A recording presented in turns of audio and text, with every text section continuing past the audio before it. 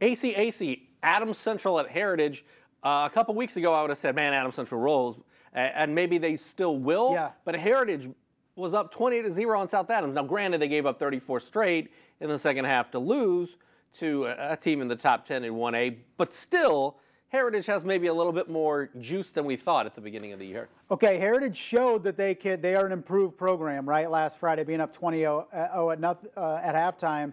I just think they bought them into their own hype at halftime a little bit too much. I thought we shut out South Adams in the first half. This game is over, and the Starfires come out and prove that it's not over in the second half. So Heritage taking steps, but they have not played a complete game of football. Unfortunately, they had to play the second half last Friday, but definitely it is a team on the rise.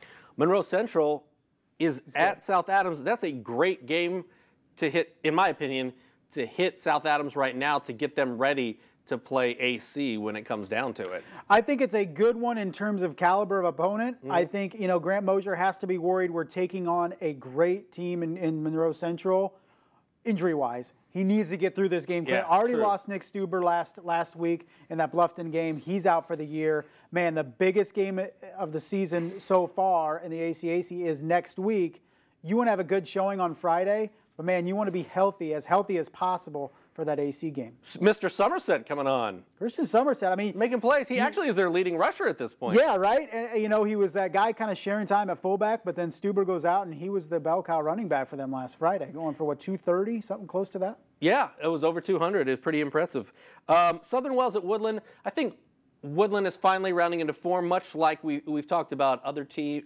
New Haven, I guess, is a similar example of, yeah, they didn't look very good in the first 2 weeks, but maybe that was partly competition. Woodland obviously graduated a great senior class, and they've started to find kind of their groove as we go forward. I don't expect that to stop this coming week.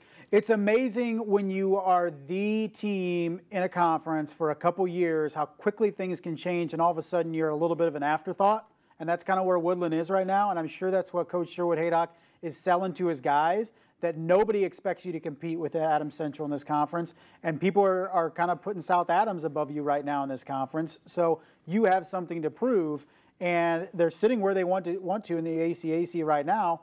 Week 8, Week 9, you get South Adams, Adams Central. That's when you can prove who you are. But between now and then, Woodland wants to continue to get better, win, of course, but I think they can really be a challenge to either of those teams once we get into the end of the year. You got Jay County at Bluffton as well, so an interesting week. Those are, you think relatively equivalent teams, although Bluffton has played some really good football. Coach Kunkel has them moving in the right direction, and you just kind of wonder when Jay County is going to get it all together just based on the size in that conference. Yeah, that's one of the things when we look at teams and we say you have this many kids, you should be this good or bad in football. It's sometimes not that easy, but Jay County trying to find their way.